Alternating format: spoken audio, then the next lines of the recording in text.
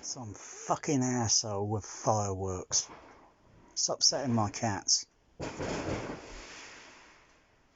It's only over the fuck. It's only a few, just less than a minute walking distance. I feel like fucking going around there and telling them to shut the fuck up.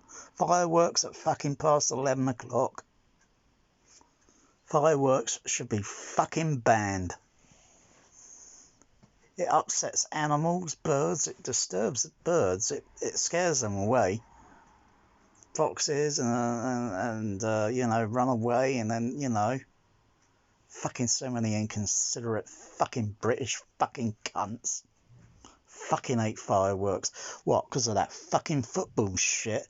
I fucking hate fucking England fucking football.